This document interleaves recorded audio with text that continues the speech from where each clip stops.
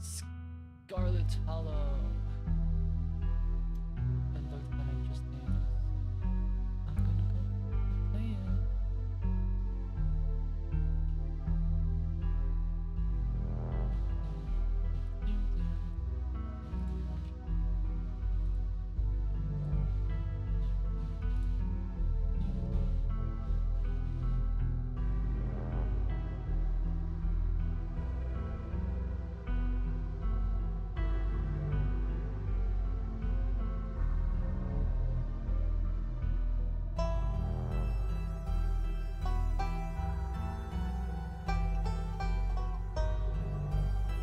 Let's start. My name is Madza. You live in the city of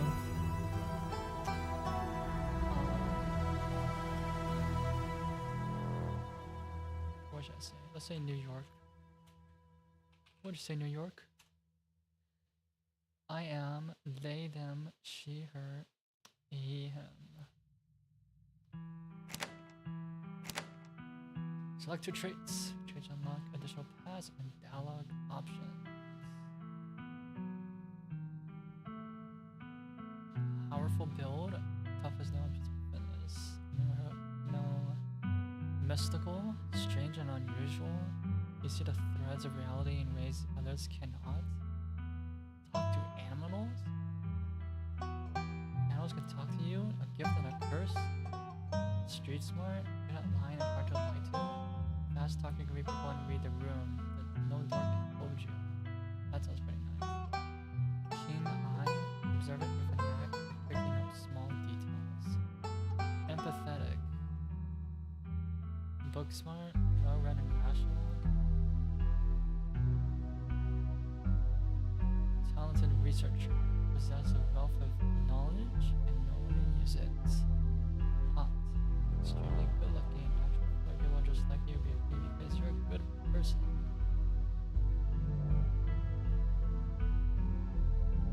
I feel like street and canine.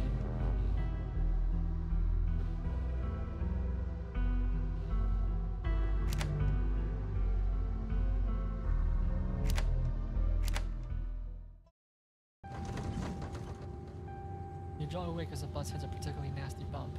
You feel like you only just managed to start drifting off, and now here you are, awake again and still exhausted.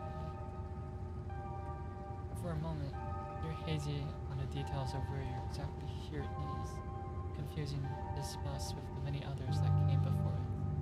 But as your mind continues to reassert its existence in the waking world, the past few days come back into focus. The long-lost cousin, the bad news, 26 hours of bus rides with countless late-night stops in city depots that would have felt unsafe even in the middle of the day. You wouldn't normally find yourself traveling like this, but your cousin bought the tickets. The funeral of Caroline Scarlet, your cousin's mother, your aunt. Seems like something you shouldn't ignore, even considering your own way mother's rocky relationship with this side of the family. Unfortunately, the end of your long journey is in sight. You're almost in Scarlet Hollow. Stranger. So anyways, as I was saying. Oh no, he's still here. He's been sitting next to you for the past 5 hours. Talking at you without pause. You're not sure he even stopped when you started to doze off. At first you thought he was just being friendly, but that was several hours of one-sided conversations. It's strange. I was up in Maryland looking for work, but mostly messing around because I was a dumb teen. Me and my buddies were doing our usual prank stuff, pushing joggers into the harbor, that sort of thing. Fame and illness? Wait, what? Are you serious? What's wrong with you? Hell yeah, it's so chaos, my dude. Are you serious? What's wrong with you? Yeah, I was such a shithead back then. I'm still a bit of a shithead. But hey, everybody's perfect. So,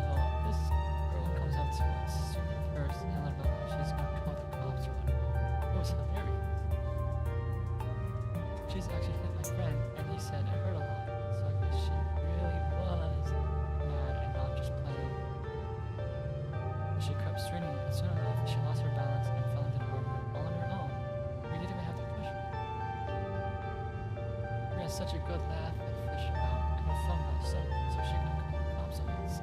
We went up hanging out all day. Just kind of became my girlfriend after that. We were in an off and off for about a year, so it was pretty serious. Then about 5 months ago, she tried to break up with me, like for real, and jeez. You ever get so mad you just wanna like kill somebody?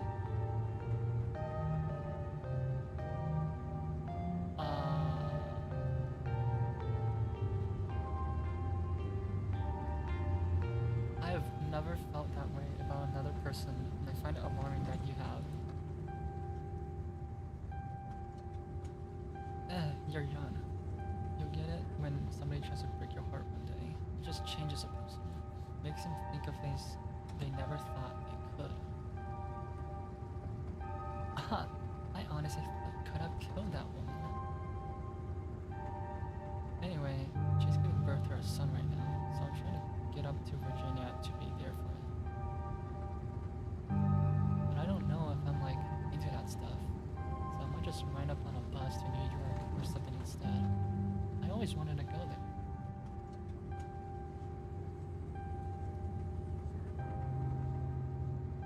You're kind of bad. Hey driver, how much longer till the next stop? 10 minutes. Everything alright back there? Everything's fine. You don't have to bring the driver to this. We're just chatting. We're pals. Look, motherhood is just scary. That's all. Plus, her mom is there, so it's not like she's alone. Her mom doesn't like me as much, so it'll probably just make things super stressful. She'll understand. She's chill. Anyways, where you say you were headed? Just a small town. You probably haven't heard of it. That's probably Scarlet Hollow, right? Or Holler, as they call it these parts. That's the only other stop until the bus turns around. I ride it pretty often at 10. So, I know. Almost nobody ever goes up that way. Though, actually, I had a couple buddies who went up there for work in a mine. There's a coal mine in the Hollow, you see. So I was a job listener to on the boards around here. I never wanted to do that kind of thing myself. I like my lunch the way they are. Thanks. But my buddies got desperate enough to try it. I haven't heard from them in a while now. Now I think about it, I should see if they're on Facebook. See how they're doing up there. Hope they didn't die. Looks back at his phone. Let's focus on something other than you. Oh, this is me. It was lovely meeting you. Hope you don't get too bored without me when I talk to you. Here, I have something for you. The stranger got most of his pack for presenting you with a dripping pack of peanuts. They're boiled peanuts. I got them at a gas station a few months back. I noticed you haven't eaten much, so I figured you could use them more than me. Plus, they dripped all over my bag, so I don't want to carry them anymore. Tip. I'm not speaking of knowledge, I'll just establish the facts about food.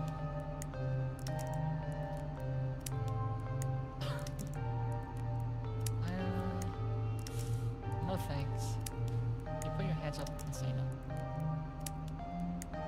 I'm not really hungry. There's still a good 45 minutes left on your journey, pal, assuming nothing goes wrong. I still have them on hand. The young man sets the peanuts down on an empty seat next to him. The juice dribble out through the bottom of the bag and into the upholstery, instantly soaking it in peanut brine. And with that, I leave you. Safe travels, friend.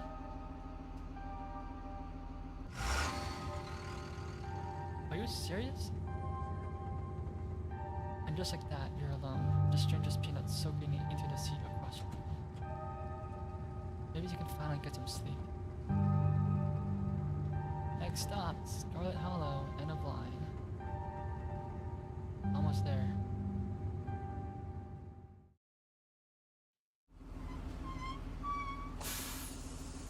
The bus finally comes to a stop, its brakes squealing as it deposits you in front of the Scarlet Hollow bus station.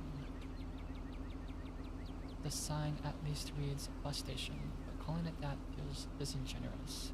At best, it's a kiosk.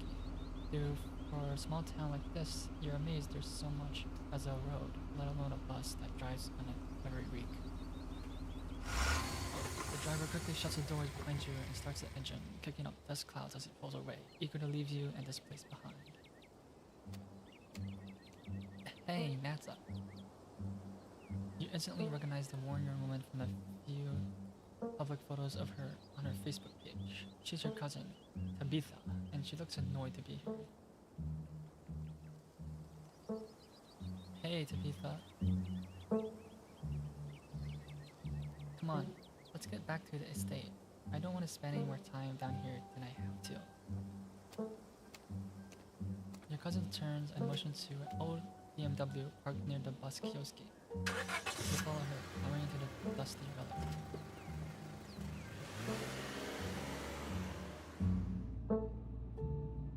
It doesn't take much driving before the only signs of civilization are the car you're in and the road you're on. Tabitha maintains an icy silence as she focuses on the road. Tip: dialogue options enabled to explore usually be taken without advancing the story. They can impact relationships and unlock additional story paths, so choose carefully.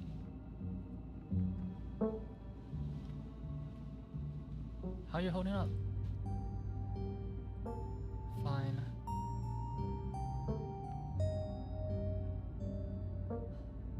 Say nothing. You decide it's best to not say anything in response.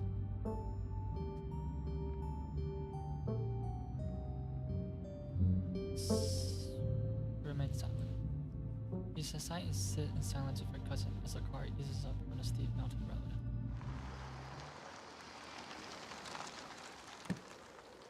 And here it is, the Scarlet Estate. Though it seems better days, its crumbling elegance is not lost on you.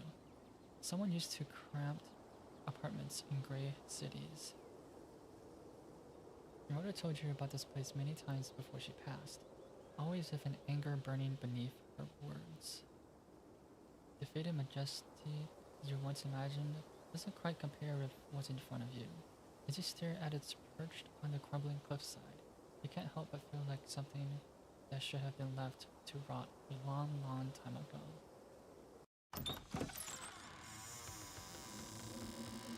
You're hit with a blast of dusty air as you step across the threshold and into the foyer. Everything in this room has been here for much longer than you've been alive, each object cemented into place with layers of dust and cobwebs. You can hear doors creak under hinges and the aches and moans of ancient floorboards as the house itself sways in the wind. Welcome to our family's humble estate. Unfortunately, due to the current state of the house, only a few rooms will be safely accessible during your stay. I wouldn't go wandering anywhere else if you value your limbs. The floors have been known to give out. If you know what's good for you, you stick to your room, your bathroom, and the kitchen. And hallways, I guess. But only the hallways you need to use to get to those places. I'll show you around so you know where it's safe to walk. You can leave your bags here for the time being.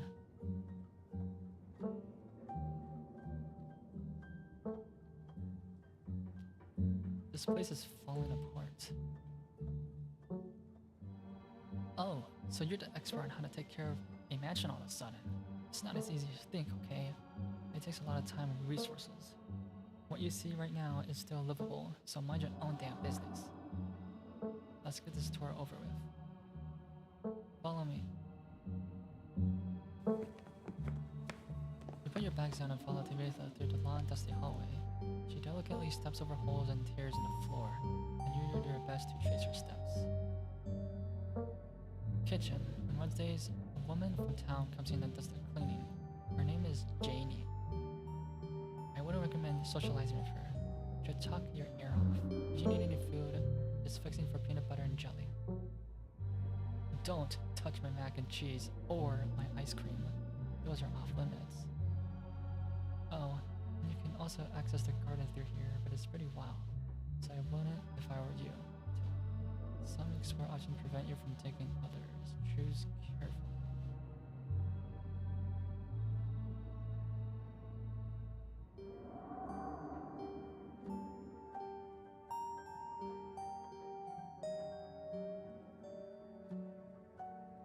You said someone actually cleans this place? Have you ever actually seen that or happened? Does this person just say they did it and leave? Oh, I keep a close watch on Janie. She cleans. Maybe it's not up to your sleek city standards, but this is an old house in a country. There's a level of dirt and grime you have to learn to live with.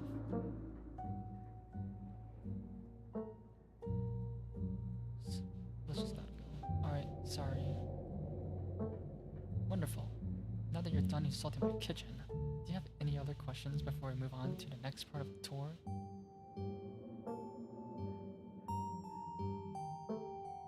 I might want to eat something other than PB&J this week. Is there somewhere in town we can get groceries? Well, aren't you fancy? Yeah, there's a general store. There's also a diner. I usually order my food in bulk online though, so I wouldn't be going with you.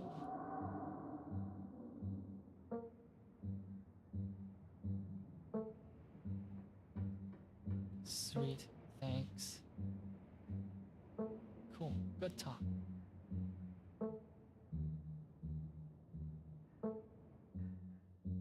Alright, what's next on our tour?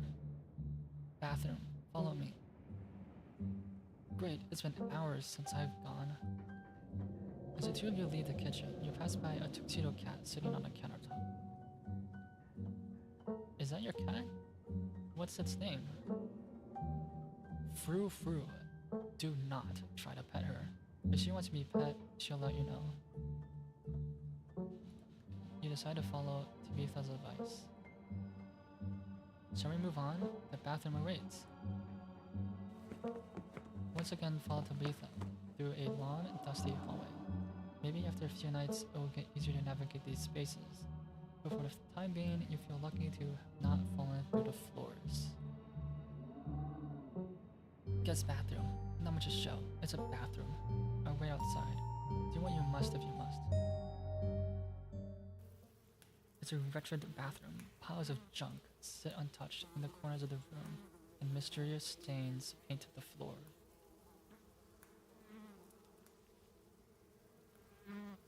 Lift the toilet seat. Bugs skitter from the bowl as you lift the seat. Use the facilities. The toilet's a toilet. Sure, it could be cleaner, but your business needs doing, and this is as good a place as any. You do what you must and you join your cousin out in the hall. Next up, guest bathroom. Last stop on a tour, follow me. You and Tabitha briefly return to the foyer before climbing the stairs and reaching the guest room. This is where you'll be staying. The lines are fresh. I had Janie wash them last week. I'd endure a half-hour rant about her kid to get her to do it, so you better be grateful. The closet is full of old family stuff, so you can't hang your clothes up, but you can use the dresser. It should be empty.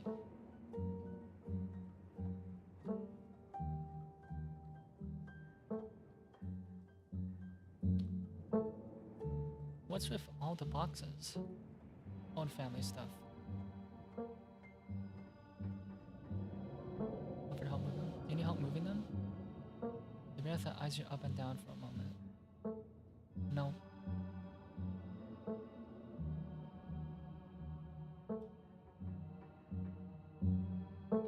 Who used to sleep here? When? This house is almost 150 years old. Many people have slept here. And now you'll sleep here, carrying on the fine traditions of bedrooms being slept in. It seems a little dusty. Wow, sorry I'm not giving you the 5-star hotel treatment you're so desperately seem to need. You can dust it yourself if you care so much. I guess I start to get settled. Follow me. I'll take you back to the foyer so you can collect your belongings. This concludes our tour. I'm afraid I must return to my duties, so you have to entertain yourself for the rest of the day. Don't expect to see much of me. Tip, some dialogue options will open additional conversation paths. Some right away, others down the line.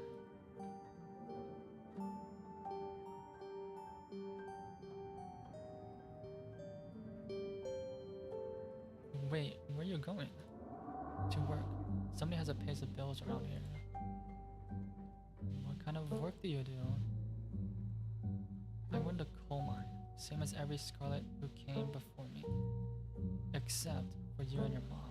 It requires a lot of time and concentration, so I'd appreciate if you don't keep me for long.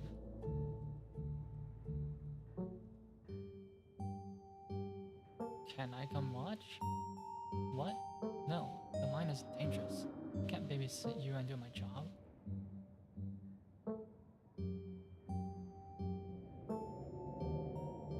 Don't you ever think about things you could be doing with your life that might give you a better sense of purpose than running a coal mine?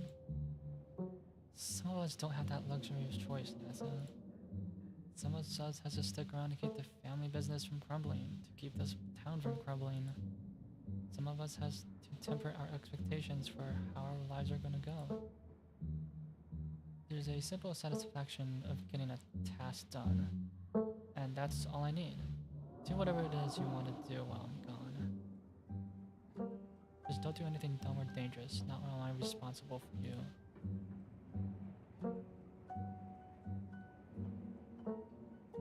Alright, I won't keep you, but we should hang out when you get back. We'll see. There's a lot that needs to get done this week. Your cousin leaves through the front door. And now it's just you. You and the sprawling, decrepit estate.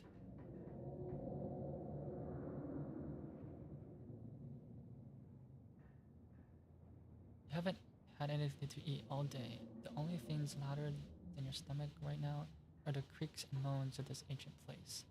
A PBJ sounds exactly like what you need to take care on the rest of the day. You head to the kitchen.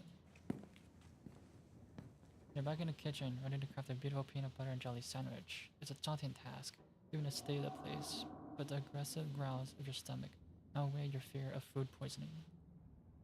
To get started, you probably need to find some peanut butter, some jelly, bread, a plate, and a knife.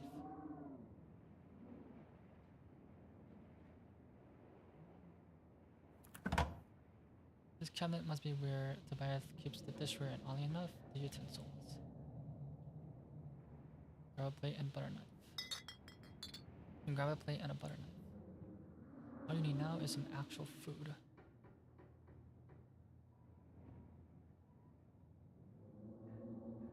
Close the cabinet.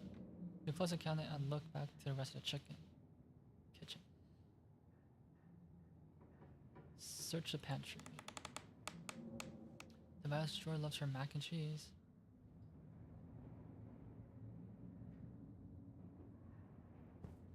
The king of nut butters, and only 3% of each jar is mashed up cockroaches.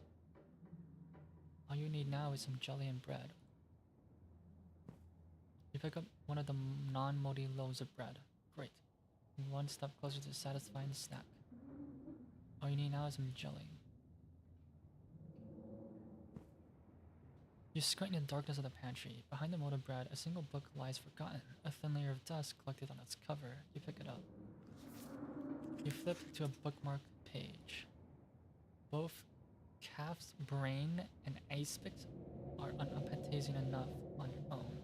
You can only imagine how vile the combination of two would be. What kind of person would call this their favorite food? No wonder your mom ran far, far away from this place. You shut the book and put it back in its place. You pick up a box of Tobias mac and cheese. You can't say you've ever seen the brand before.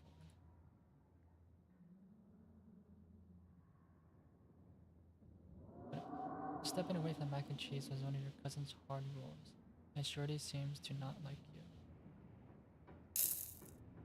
You put the box back where you found it, reluctant to make things worse than they already are. You close the pantry door as best as you can and turn back to the rest of the kitchen. As you approach the fridge, your eyes catch a note taped on the door reading, "Janie, stay out," in all caps. Below it, in separate handwriting, are the words, "Okie dokie." You open the fridge. You already feel an urge, deep urge to wash your hands, and even though you already have yet touched anything other than the handle. You reach for one of the unopened jars of grape jelly, carefully checking its expiration date. You breathe a sigh of relief when you realize it's recent. This is either purchased specifically for you, or jelly is one of the few things in this kitchen that Bioth actually uses. This is the last ingredients you need to make your PB&J. Time to close the fridge and get to work.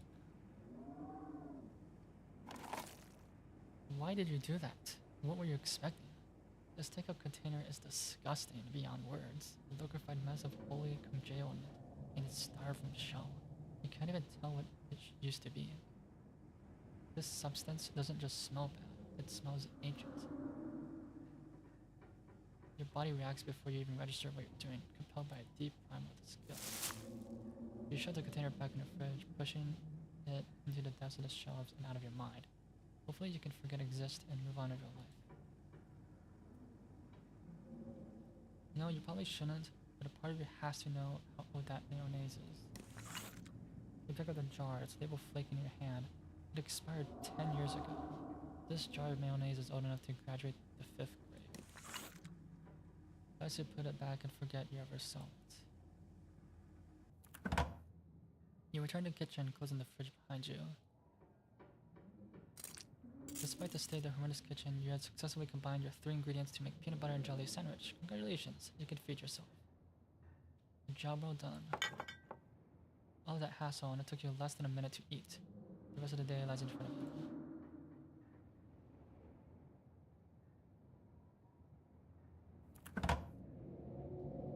Those were on and out utensils.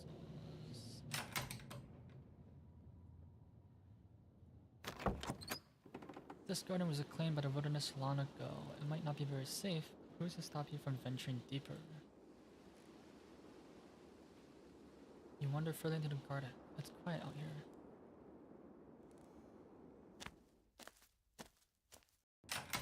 You head back inside and close the door behind you. Congratulations, you even had a full day ahead of you. What do you want to do next? Now that you've finally eaten, the aches and pains of your journey have started to sink deep in your bones. You stumble up the stairs to your room, suitcase in tow, eager to unwind before you face the rest of the day. You stand at the entrance of your room. You drag your suitcase over the dresser and open the bottom drawer. An opossum lurks within. It's quiet, but angry.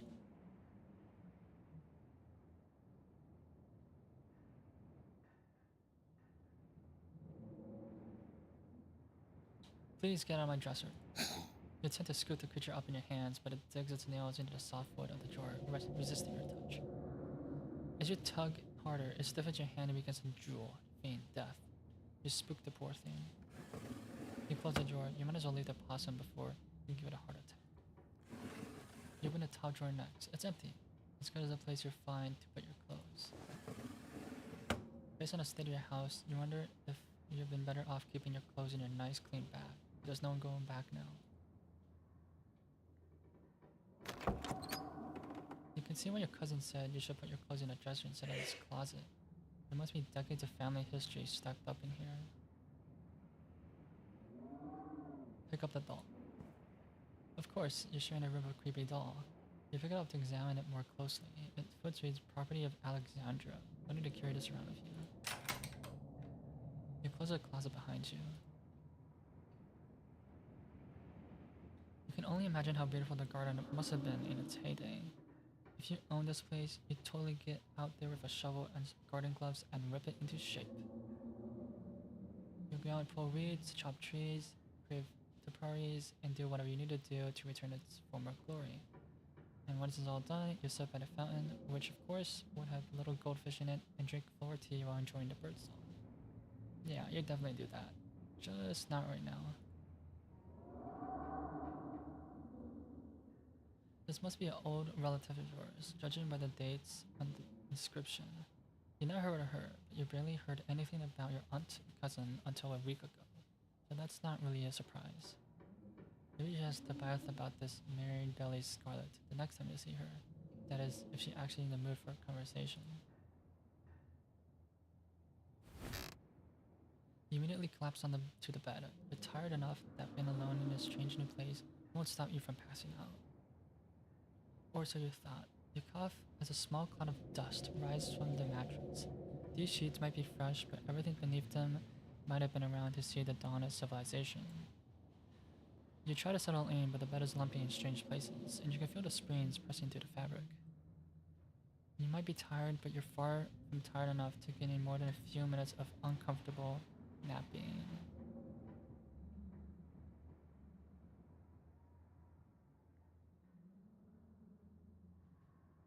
That's enough. Doesn't seem like there's much else for you to do here right now.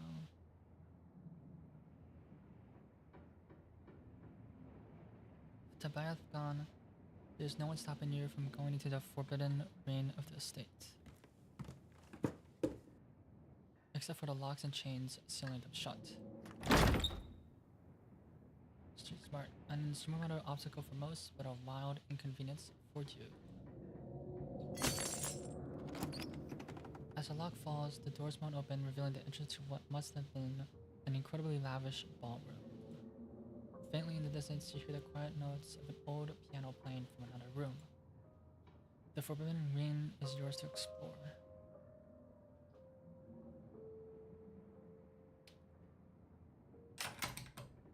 On second thought, you probably should heed Tobias' advice. Always want to cover your tracks, you carefully close the door and reattach the lock. Might as well head into town. With your cousin gone, there's nothing for you to really do here. You leave this day and head out to explore the town.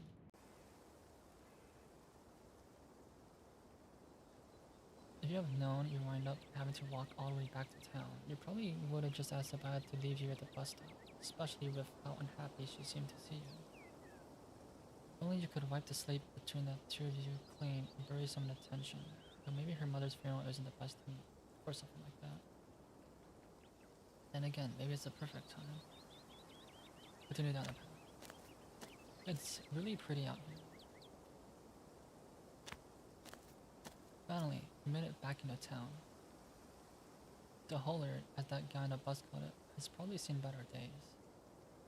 It still has a feeling of it. It's a country town, but its sidewalks are cracked and many of the storefronts are boarded up, the windows dusty with age. A chill breeze sweeps down the lane and you shudder, suddenly feeling as if you're peering into a grave.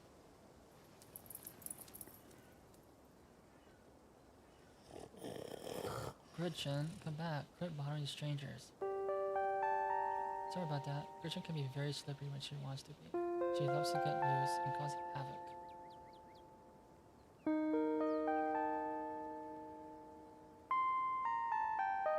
Introduce yourself. Hi, I'm Naza. And I'm Stella. Pleasure to meet you. It's not often to see a strange face up in Holler. Every now and then, there's a new crop of cool folks, but you don't look dusty enough for that. You aren't in town for the funeral, are you? The Scarlet funeral?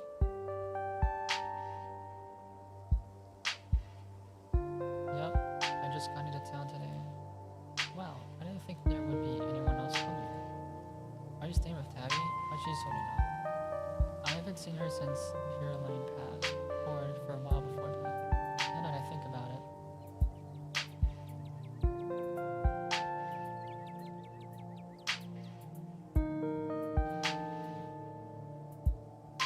She seems to be taking it okay. I don't know her that well, so I can't tell if things have had an impact on her mood. But I get the sense that she's always been a little rough around the edges. That's Tabby, alright. I'm glad to hear she's doing okay. She and her mom were really close, and I think she's been up in the mansion all by herself. But I guess she's got you there to keep her company now. That's good for her, even if she doesn't realize it herself. How long have you known her? Oh, quite a long time. The town's pretty small, so everyone knows so far, as back they can remember. Terry and I got a little close when we were both in school's production of a Midsummer's Night Dream. I was Puck and she was Mustard Seed. As you might have expected, she was more than a little prickly, but I managed to soften it up to her bit in the end. And then she graduated, and that was that. Oh, you just got in town. You must be starving.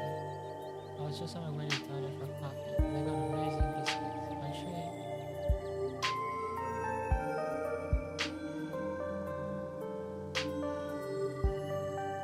Sure, why not? Awesome, let's go. pleasant aroma of a greasy breakfast food hangs heavy in the air. The contrast of the empty, lifeless atmosphere of the family estate. The diner is filled with the comforting dim of human life.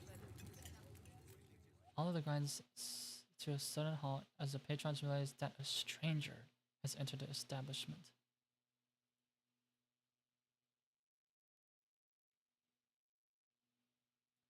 You slide in the nearest booth, pretending that you didn't notice anyone in the diner gawking at you like they'd just seen Bigfoot.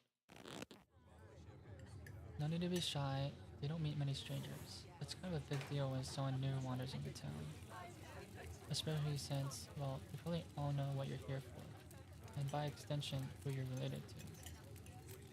Even if you don't know anybody, it's not easy keeping secrets in a town this size. Hina, as you sit in a booth, you can't help but pick up some of the murmurs of the conversation around you. Stella turns to Grinchen while you take a quick look around the diner. At the counter, two policemen and a woman you assume to be the owner shoot sidelong glances in your direction while whispering to each other. That must be Vivian's kid. Never thought we'd actually meet him. He looks so much like her. Ah yes, those eyes are unmistakable. That haunted look. I always thought it'll go away when she's finally got out of this town, but I guess unhappiness was baked into her DNA. A young mother and a syrup-stained child sit at the table across from you. Mommy, who's that? Don't stare, Tulip. That must be Miss Taba's cousin. Oh, so that's why he looked so sad. I would look sad too if I had Miss Tavaz as a cousin. Do you think Tavaz's cousin is mean too? I don't know. I found out next time I go visit Miss Tavaz. Are you gonna finish your pancakes? They're almost cold, sweetie. And we gotta get home to help Daddy. In the far back corner, a man sits alone at a small table, sipping coffee and reading a paper. Sigh. Why are the strangers who wander into town never gorgeous blonde ladies of appropriate age? Why is it always coal boys, punks, and rip-snappers?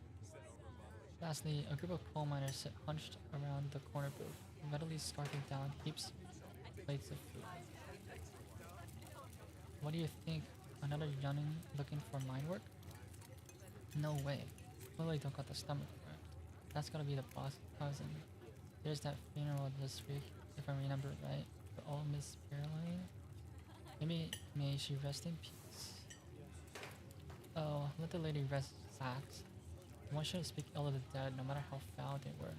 Especially for they've been so much as laid to rest. If you've been around in her heyday, you'll be speaking ill too, Rodriguez. He's right, nastiest woman I ever met. That Tabitha is a blessing compared to her. Curse the whole lot of them. May every scarlet burn in hell. That's enough of that. Hey Stella, I went ahead and fixed you a cup of coffee. They quietly place a cup of coffee in front of Stella. And here's some bacon for the little lady. Richard sticks the bacon and digs in. Tip. You can hit the H button on your keyboard if you hide the text box at any time. Anything for you? The name's Harvey. I'll be taking care of you today.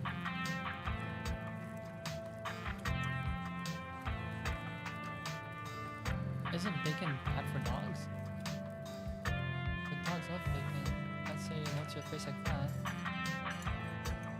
Gretchen's like one of those 110-year-old ladies who have daily glasses of wine her whole life. So why stop now? Maybe it's been the secret to her longevity. Anyways, don't worry. I always keep an eye on her diet. I'm gonna go in a sec. Want anything while I'm still here?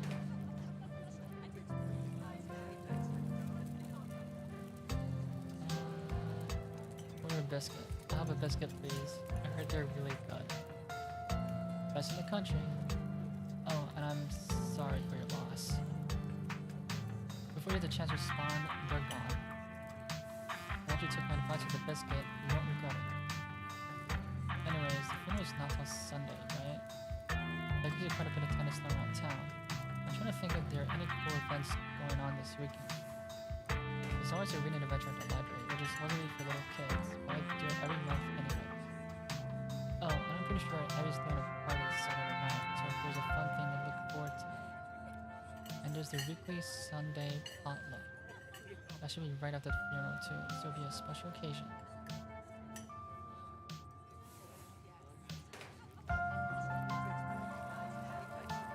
Sounds neat. Maybe I'll check some of these things out. Anyway, those are all the big events I could think of. As for the day-to-day, anyway, Tia, how do you want to kill time for the rest of the week?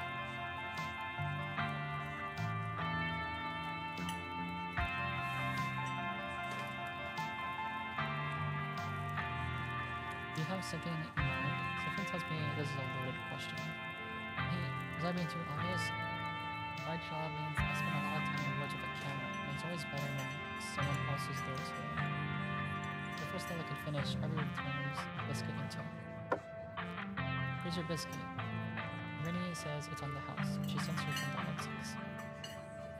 You haven't introduced yourself. Thanks, it looks great. Thanks, Amy, it looks great. You look at the biscuit, it's delicate and fluffy. It nearly crumbles at your touch. Every warmth emanates from its surface. You take a bite, it melts in your mouth, as if there was nothing on but butter suspended in a thin matrix of dough. Truly, this is a perfect biscuit. This is the best biscuit I ever had. That's not saying much. This is the best biscuit yet, but you're not too big on biscuits in general. I don't think I actually like biscuits. Like, I know this is a really good biscuit, and I'll get it again. But if this was the best of all the biscuits you offer, it's certainly unimpressed. Aw, sorry to hear that. To each his own, I guess. Mary lingers on the table for a moment. So, had Stella mentioned she's famous?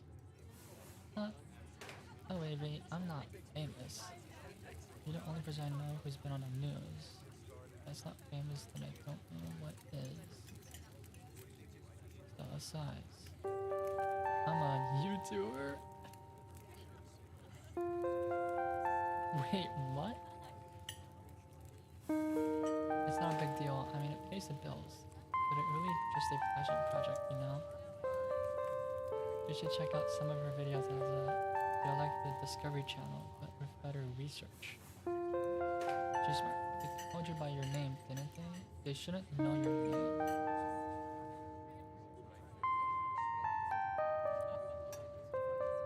Wait, how do you know my name? Oh, sorry. It's just that most people in town know about you. Sorry, I'm sure that must seem creepy. Oh well, because the cat's out of the bag. The hole is a small place. Everyone knows everybody. And then his extended family. It's all good. I just got a little off guard. Phew, glad I didn't freak you out too much. Yeah, don't worry. Nothing Caroline said about you will stick, that's for sure. You can just make a good first impression and write that state clean with the whole town. Oh god, what was she saying about me? Oh jeez, look, I'm sorry I said anything. Hey, don't worry about it. Caroline was a gossip and would do this sort of thing with everyone. Spreading weird rumors about folks was kind of her trademark. Anyways, weren't we in the middle of talking about Stella's illustrious YouTube career? So I guess we weren't we? I think the best video to start with would be that river one, you know, the controversial one. Oh yeah, we kind of a river runner. I didn't expect much footage at the time, but it really ran up during numbers.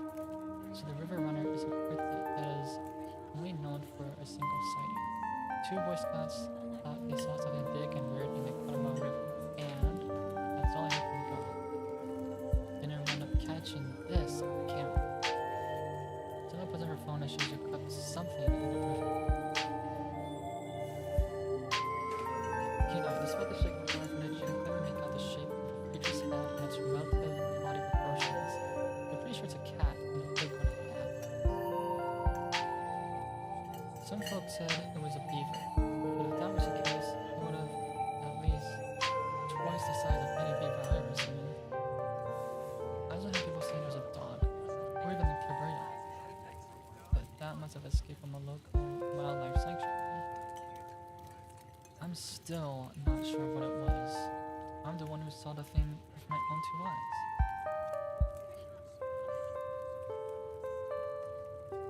It looks like a big cat. See, it's got those little kitty cat ears right there. Maybe it's a mountain lion. No, no way. It is absolutely not a mountain lion. There are no mountain lions this far east. I did a whole video on the Appalachian mountain lion myth and found jack squat. And there's no reason one would be swimming in the river like this. They're not fans of water. And the body's too long. No way. Personally, I'm a fan of the Caribbean theory. There's always people keeping those things as exotic pets. Kind of a sewer gator type situation. Yeah, exactly. Some exotic pet owners set it free and now it will forever roam like Catabro, confusing Boy Scouts and YouTube commenters for years to come. The brief quiet settles in across the table. Gosh, all this talk about work reminds me how behind I am. Thanks for the biscuits, Avery, but I think it's time for me to blow this popsicle stand. Zilla slides a tent towards Avery and squeezes out a booth, punching her toe. See you around, tell Tabby I'm around if you ever need to. I should probably get back to it myself. Hope you have a nice day, Naza.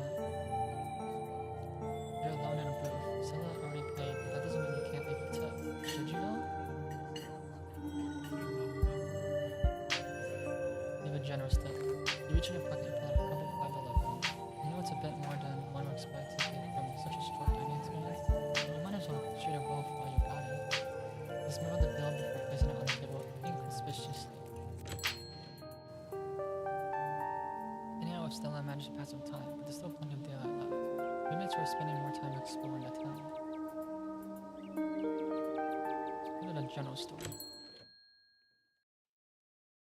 You wanted in a quaint little general store.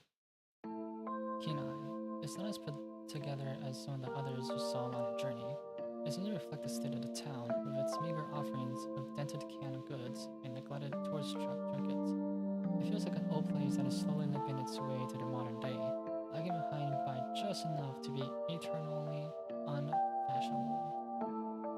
The rundown country ambience clashes terribly with the goth woman behind the counter, who has been eyeing you with something between curiosity and dawning horror. Oh my god. She was clearly trying to say it quietly, but of course you hear her. You're the only two people in here. Too smart. Your reputation once again to them preceded you. That surprised look on her face is a look of recognition.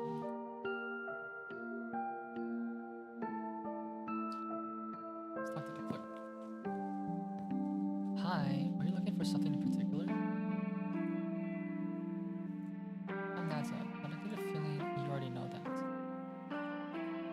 Yeah, everyone in towns know you. Sorry. I'm Kanika. It's only fair you should know my name since you already know yours. I'm kind of amazed to see you here today. Nobody thought you were going to show up for us.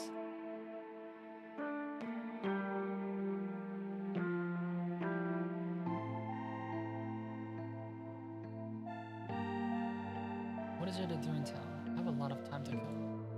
If you're looking for something exciting, you definitely came to the wrong place. The only restaurant we have in town is a diner. The only real place to hang out is probably the library. There's a gas station, for what it's worth. And there's a bar, but it's not exactly a place you want to go. It's a dive that's always full of minors. I'm pretty sure someone at the diner is throwing a party this weekend, in case you want to go hang out with a bunch of strangers the day before the funeral. If I were you, I would just rate out the week, read in a book, and hope that days pass quickly. Then go back to your life and forget you were ever here.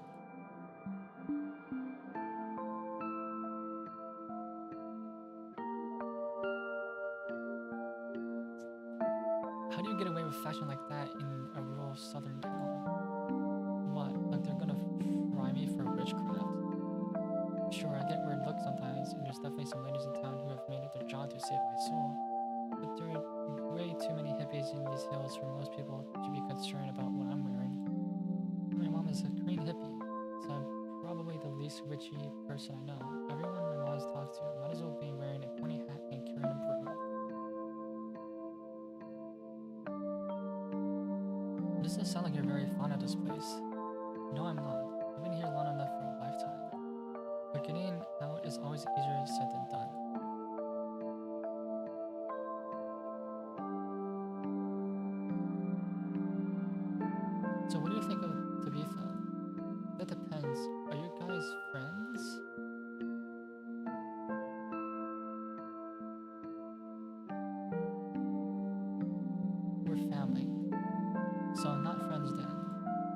should go easier on you. Who knows?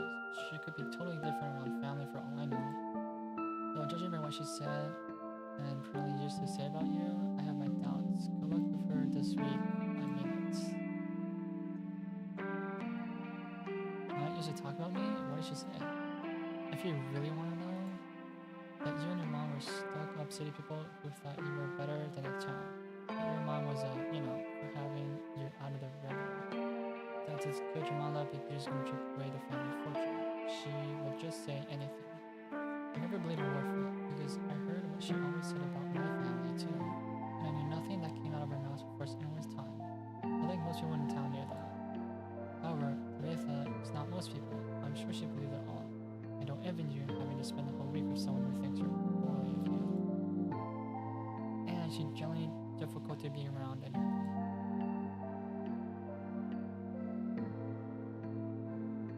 It was nice chatting. I'll get out of here now. I'm sure I'll see you around. Yeah, I'm sure I'll see you around. This town is like 3 streets wide.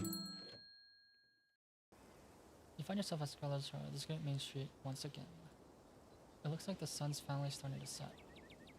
Maybe you'll see a sleepy southern town like Scarlet Hollow has a vibrant nightlife on another day, but for now you feel ready to head back to the estate. You return to the dirt road, beginning to trek back up towards the estate. As the sun sinks near the horizon, the sky is flooded with orange and pink hues. The shadows around you darkening, now stretching over the path. The mountain seems to make night come quickly here. The rounded hills bulging out of the dying sun prematurely, casting the valley of Scarlet Hollow in an eerie autumn twilight. You've had a long day. Between traveling and meeting all these strangers, the dusty bed that waits for you back at the estate is starting to sound. You pause with thought. Something is standing in a tree line, watching you, trying to be very still. It's a cat, and a very big one. Is this what you saw in Stella's footage?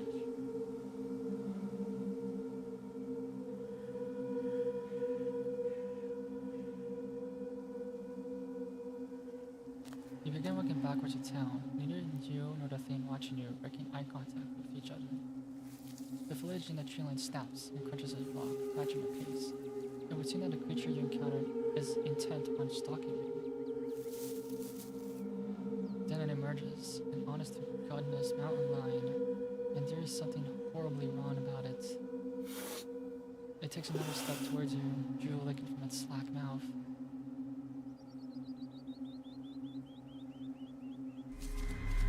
Your eyes scan on the mountain road, set on a large stick, but before you can move for it, the creature dashes forward with sprightly speed, moves back and claws glinting. His heavy feathers connect. You find yourself moving forward, pitching over the side of the road and rolling downhill. It's disorienting. You find it be almost impossible to stop yourself. Incline is too steep. Every attempt ending in more scratches and bones from the rough terrain of the mountainside. You find her landing and breathing, steaming from a small portion of trees, battered and bruised, bleeding from the thorn and struggle. Not dead. It doesn't bother trying to hide now. Leaping down in the plane, killing intent in its wide yellow eyes, ready to finish your story. And then the evening air is pierced with the sound of a gunshot. The mountain lion is gone at a flash, leaving a trail of thin blood behind as it disappears into the dark woods beyond the path. Damn, nearly had the thing. And I nearly had you too. Who the hell are you, and what are you doing out here? Looking to get shot?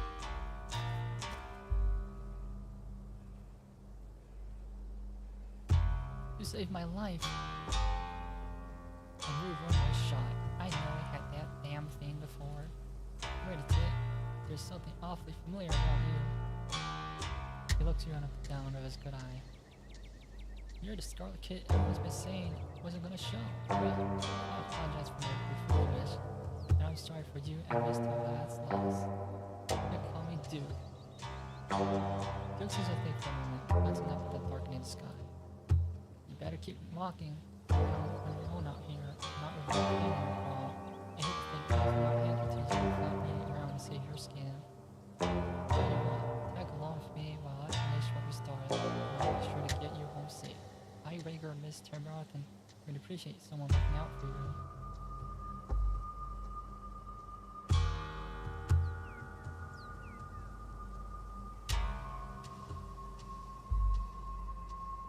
appreciate you looking out for me too. Thanks. Didn't you already thank me? You ain't one of them folks who won't shut up about thanking someone who helped them once, are you? It don't matter. Take me, I'll make sure he doesn't get a chance to take a chunk out of nobody. I don't like the thought of a man here like that around my town. You didn't do it but your way in the dark woods, fallen trail of blood the mountain lion left behind. Before long, the sun is completely set, and the two of you find yourself in near total darkness. The Duke has a flashlight. He uses it sparingly, letting you both adjust to the starlight instead. Every sound feels deafening as the two of you pick up your way through the underbrush. Every snapping twig could be a deadly call to the fight that hunted you. Every rustling leaf could herald a malicious attack. But you don't know deep down it's probably nothing but squirrels and shrews. Until you hear the unmistakable sound of something large shifting among the fallen leaves. Gotcha! The old man quietly steps forward, gun held at the ready. What the hell?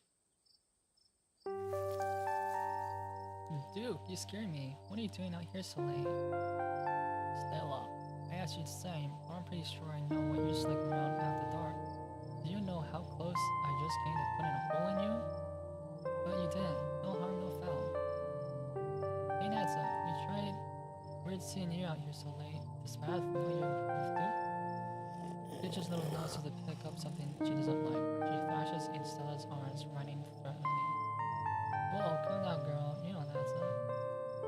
I swear, it gets so hard to hold onto her when she gets like this. Sometimes it feels like she's only euteric when she wants to be. It's alright, little lady. You're safe as long as you got your mom was looking after you. Unlike you, Stella, if you decide to keep on doing whatever you're doing out here, I think you'll find these woods ain't agreeable tonight. As a hero out of running, you wouldn't believe. So just go home and save all this for some other night. Wait, a running? What kind of running? Was it supernatural? Like I see it, you won't believe it. Now put that damn camera away.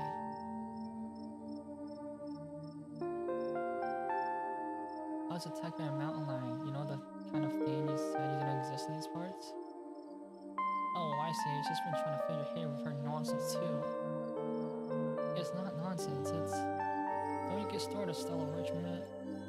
We were both there, we saw the damn thing. There's a mountain lion, plain and simple. No ifs, ands, or buts about it.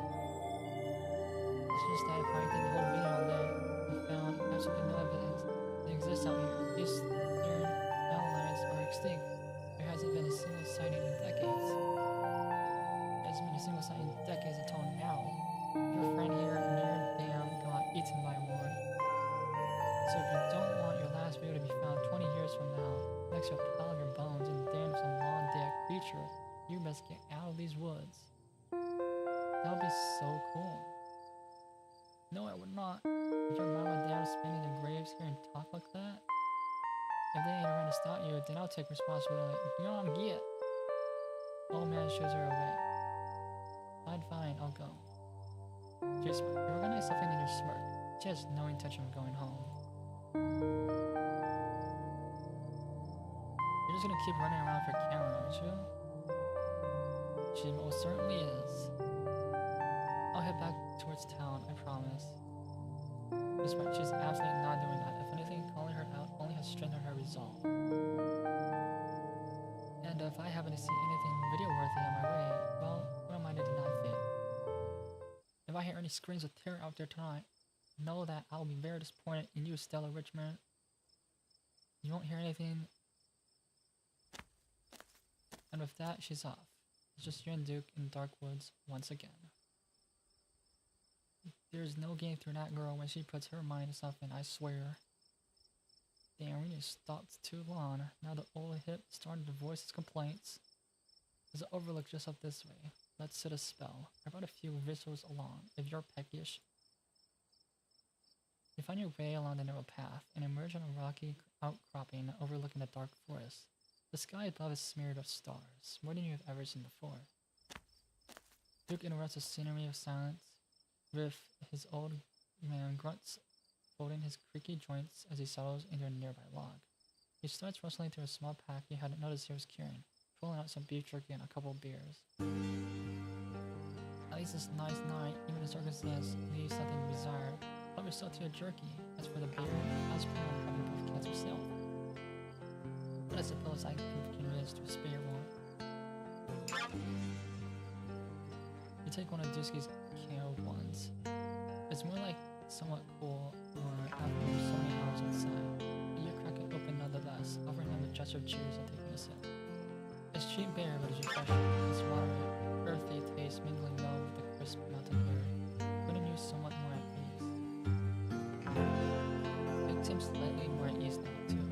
Seemingly happy to be not drinking alone.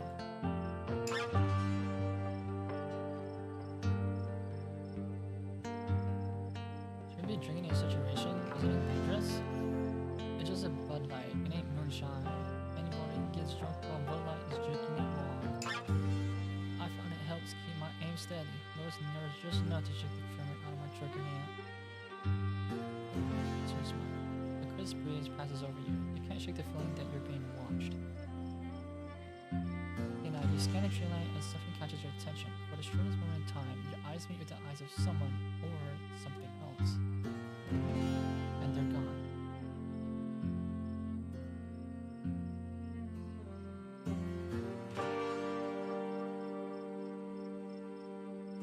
Looks like you and Stella go way back. What do you think of her? What do I think?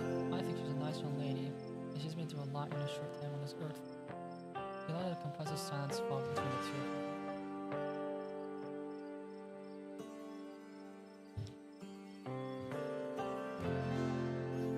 Just move on.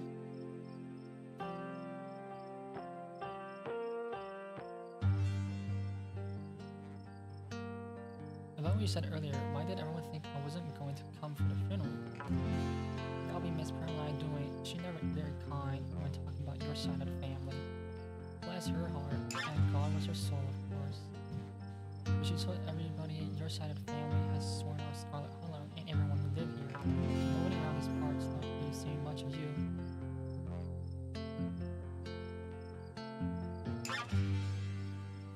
You're from here. What do you think of Scarlet Hollow? What do I think? You might as well be asking me what I think of the arrow breed or the bird I'm staying on. How am I supposed to know? I mean it. I should be the one asking you. What do you think of our town? It's small. I think you mean saying quaint. It's a nice, quiet place to live. As far as I'm concerned, anyone would be lucky to call the place home. Suppose I did have an opinion after all.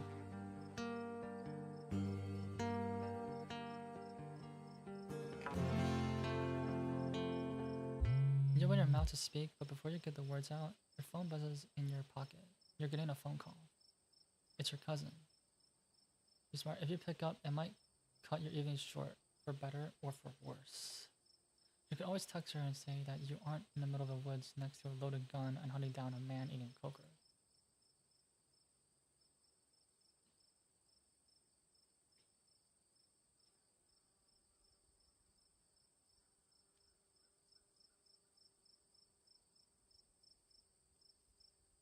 You won't believe the day I'm having. You might just set your pocket your phone. One of the fake calls, huh? Can't believe they're coming through all the way up here. Usually the hills are the one place you can be free of them. Bad reception all. There's a sound nearby, a scuffling. And then... What in the... Your rustling grows louder. That must be my Bridgie. She's still alive. The old man takes a step towards the tree line. Get your thieving little hands off her.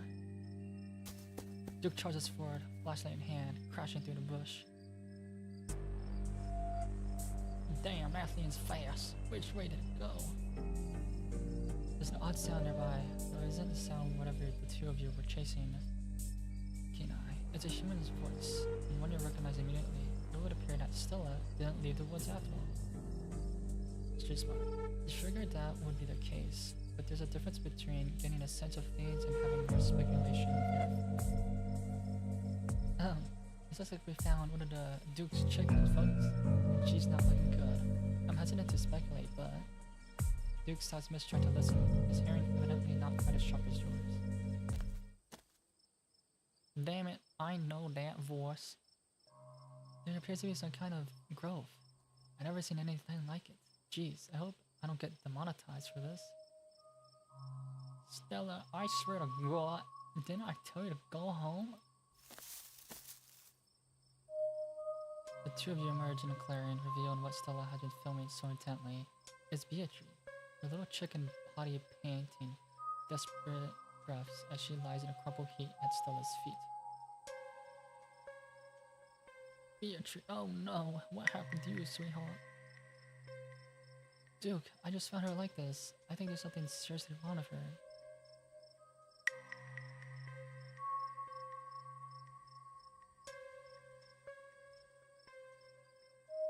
Yeah, no shit.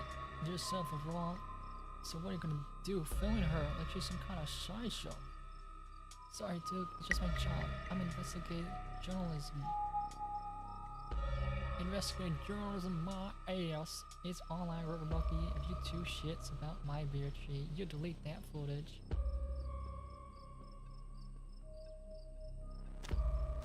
You stoop down to look at the chicken. Its poor little chicken's eyes look up at you, glazed over, but still rolling around in their sockets without unfortunate life. Doreena's barely still attached, but that seems to be the least of its chicken's concerns. Whatever got a hold of her and busted her brain up too, little bastard. Yeah, what a bastard. You're smart.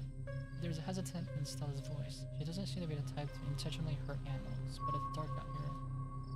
Maybe she stepped on it without noticing it was there? Good God. At first you thought it might have been a tumor, but this is something else. The skin is stretched, taut, the growth pulsing beneath. She could still get better, maybe just needs that clean up, and she'll be right as rain in a couple days. Happened to me once, and there was not so much as a scar these days. I don't know. It kind of looks like there's something in there. Keen eye. Looking more closely at the growth, you think you can see something squirming inside. Having investigated to your heart's content, you step back and give the bird space. There's something really wrong with all the animals we've seen tonight. No goddamn shit. It's like some kind of plague. This better not be contagious.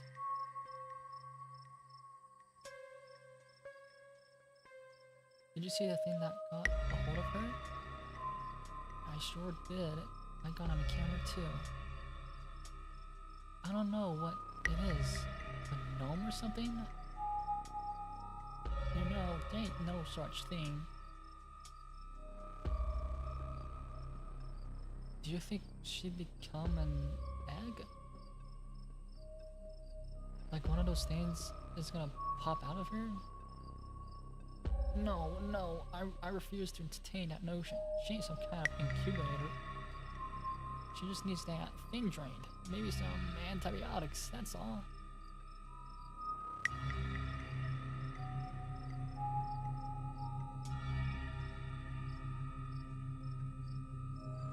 This is just like that mountain lion. As you, Duke, and Stella take stock of the situation, a sound begins to warp around you. Gently at first, barely whispering. But then a guttural moan, and then another, and another, until suddenly you find yourself surrounded by a chorus of groaning misery. I think we should get out of here. Agreed. We all have enough excitement. Come on, Beatrice, let's get you home. Are you guys hearing this? She starts filming again. As Duke squeals the injured Beatrice, the voices in the trees intensify. It's like you're all suddenly surrounded. The strange sounds coming closer, growing bolder. What the hell is that? Don't you step another foot closer or I shoot. Don't you think I won't? The man hesitates, and the thing starts falling, fixing what seems to be his eyes on Beatrice, tucked under Duke's arm.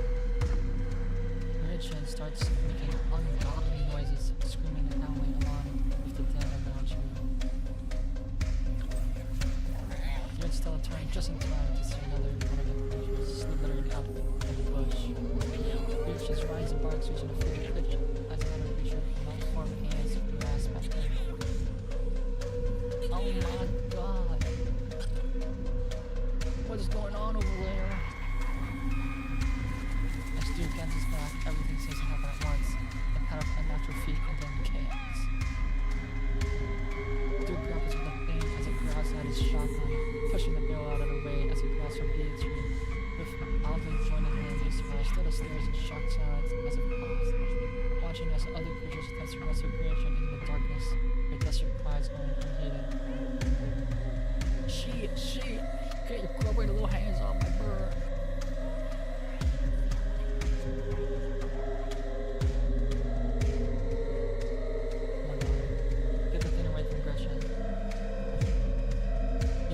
Attempting to snatch her away from the things missing out her hands.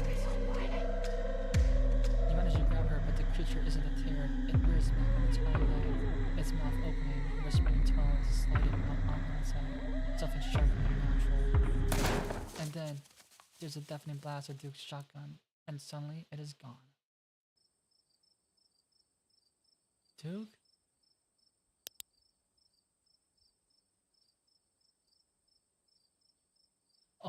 Oh my god. Oh my god. What do we do? Okay, first thing first. I grab Gretchen. There, step 1 is done. Gretchen is safe. Great. Okay, step 2. What's step 2?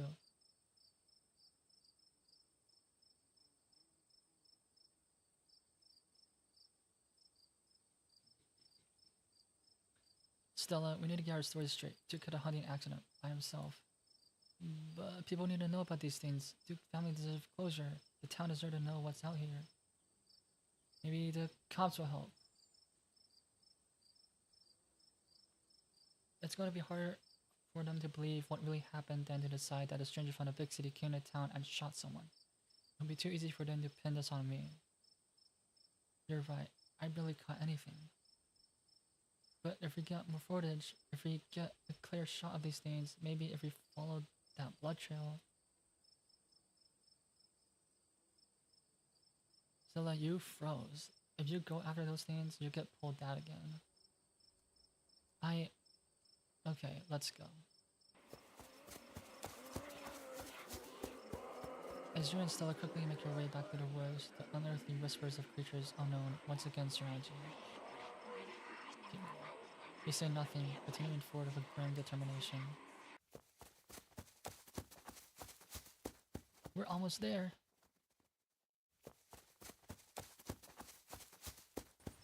You and Stella reach the main road, and the whispers fade back in the sounds of nature. It sounds like they stopped following us. Are you sure we shouldn't call the cops? Yes, I'm goddamn sure. They're only going to make things worse. Okay, but we gotta take this to someone. My friend's mom knows about all sorts of supernatural stuff, and she's usually up at this hour. Let's go over to her place. Your phone buzzes in your pocket. Now that you're back on the main road, you must finally be getting reception again. 6 missed calls from Tabitha. And 13 text messages.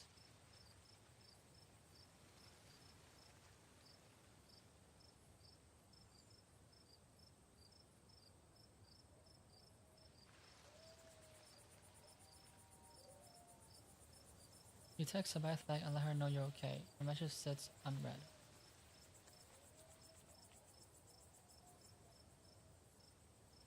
Tabitha seems worried. It's pretty late, isn't it?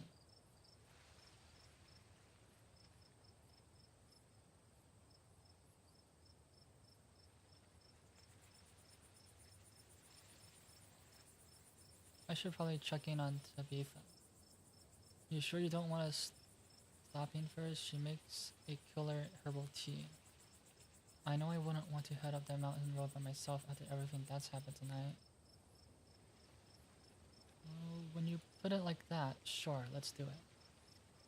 Awesome, let's go.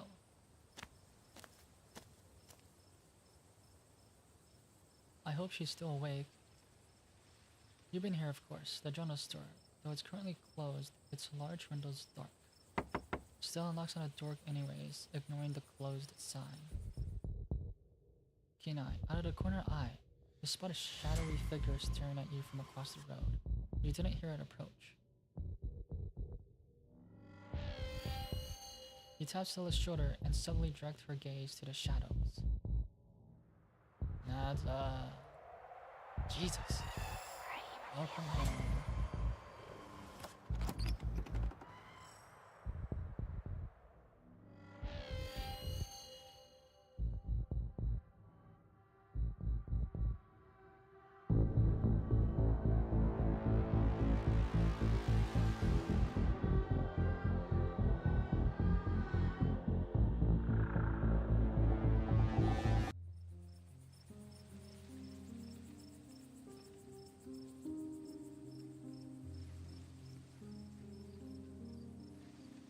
What brings you out here so late? And who is this?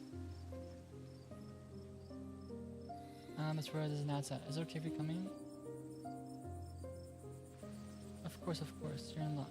I just put on water for hibiscus tea.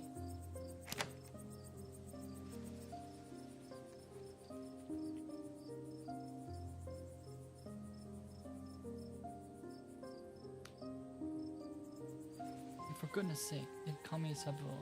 You're an adult now, after all.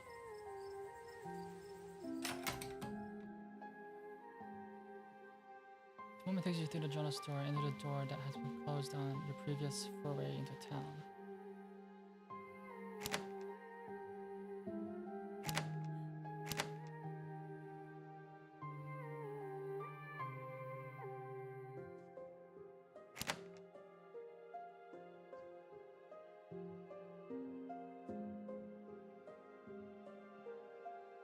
It's a tea room. The atmosphere is warm and comforting.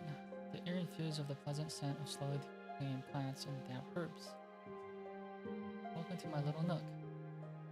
It's nice to finally meet you, Naza. I'm sorry to hear about your mother. Vivian was such a lovely soul, and she's been sorely missing the hauler. And now poor Pure Lane is gone as well. Do let me know if there's anything you need while you're in town.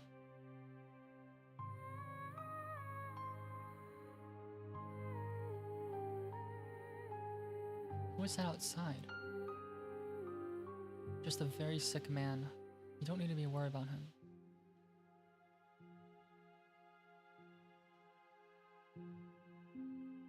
We need your help. Ah yes, I suppose pleasantries can wait for another time. What's going here you so late? You seem troubled. You know about weird stuff, right? Unexplainable stuff? Go on. Duke was killed tonight by something in the woods. Oh my lord. Have you contacted the police? No. It just didn't seem believable. That's why we came here first. Those things are out there. I don't even know how to describe them. Here, I can show you. Stella puts out her camera and turns the screen towards Sybil.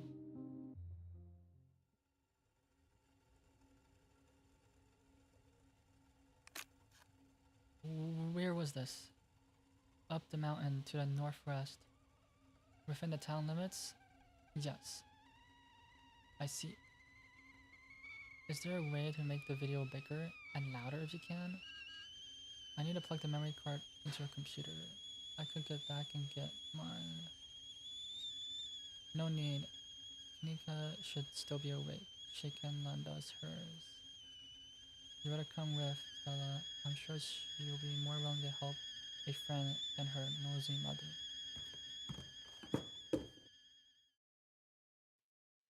Kenai. Current doors covered with stickers. Their edges frayed from recent, but failed attempts to remove them. This is a childhood room someone wasn't happy to return to. Kanika, come out. We could use a little help. What? Oh, hey, Stella. And Gretchen. Who's a good potato? Oh, that's it. Okay, why are you all here? Sweetie, we were just wondering if we could borrow your laptop. Stella and her friend have a video to show us. It's really important, Kanika. okay? My room's a mess. I'll just bring it out there. Heads up, Kanika, this is graphic. You got killed out in the woods tonight. It's on recording. Wait, are you serious? Duke's dead? Silent watches over the room as the video plays. Stella, what the hell is this?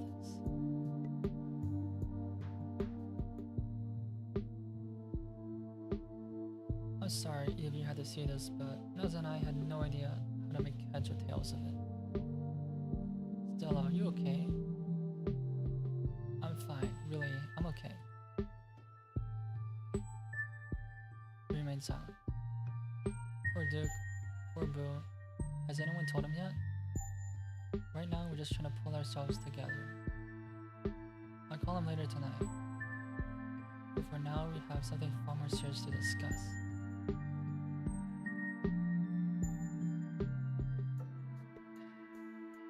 I agree, those things are still out there, and as long as there aren't more people who are in danger. So very true, but not for the reasons you think. My grandmother used to talk about pale creatures called ditchlings. She's always said they were a terrible omen, a sign of suffering to come. Come on, whatever's doing this is serious. Stop scaring Salad as I with this Twilight Pool crap. You know, sweetie, let your mother talk. She's always said they never hurt people despite that grizzly scene in the woods. But Duke is dead. Then if these are ditchlings, his death was an accident. Or maybe my grandmother was wrong and she's very, very wrong. Just as birds flock before storm, the ditchlings congregate where tragedy is soon to fall. Jesus, Mom, haven't they already been through enough? Do we really need the spooky window dressing? What if it's important window dressing? Okay, I know when I'm outnumbered. I saw something squirming around in that chicken. Oh god, do you think they're incubating things? Gross. Honestly, that would be worse than them being supernatural. Oh dear, I forgot entirely about the tea I put on. Let me fix you a couple cups. It helps soothe your nerves. I don't know, it's getting late and I should let Zach get some rest. I don't think he even meant to wind up in the woods tonight. Yeah, I'm ready to pass out. Thanks for the help, Siva. It was nice meeting you. Sorry I had to be under such weird circumstances. We should all hang out this week, Yankee, and maybe we could even get Reese to chill with us. I could really use it, but for now, thank you both so much for everything. Let me get you some of my house-made peppermint tea to go. It really does wonders to soothe the soul. Bye, Stella. See you around tomorrow, okay? And call me if you need to talk. Thanks, Kaya. See you. Bye. It's excellent iced or warm. Though with the nights getting chillier, warm will probably be best. Helps wake up the bones. Be careful out there, both of you. Sybil turns and closes the door behind her. Alrighty, let's call it a night. Mind walking me home? Well, this is me. Are you good finding your way back?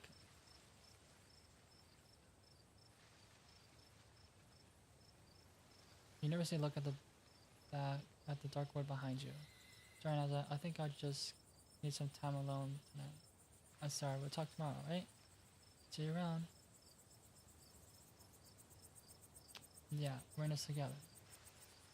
Yeah, we are. Stay safe.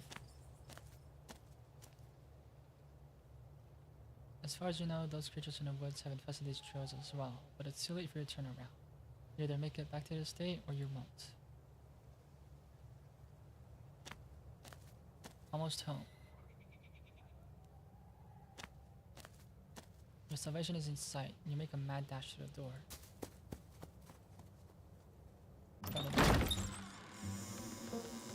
Oh, thank God you're back. Where in the hell have you been?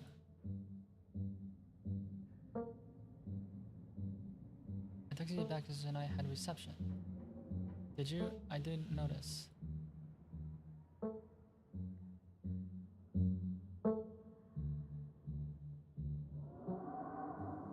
There was this miner outside the general store tonight who called me out by name and everything.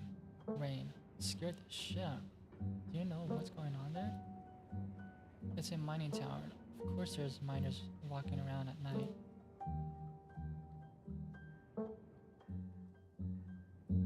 I got lost in the woods with this cryptid hunting girl I met, an old farmer. A lot of really terrible things happen out there at the Vela. Oh, so you met Stella then. Ugh, that explains everything. And she's got you all worked up. I'm going to bed. See you tomorrow. Okay, good night. You're alone in the state. The sound of the wind rustling through the house gives you an easy feeling in your gut. It's probably best to turn in and try to leave the night behind you.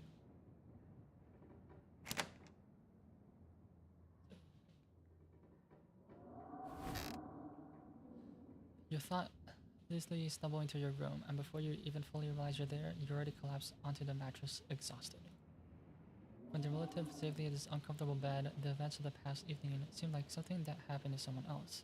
But you can still clearly picture the terror you felt in those moments. For now, you're safe and you're warm.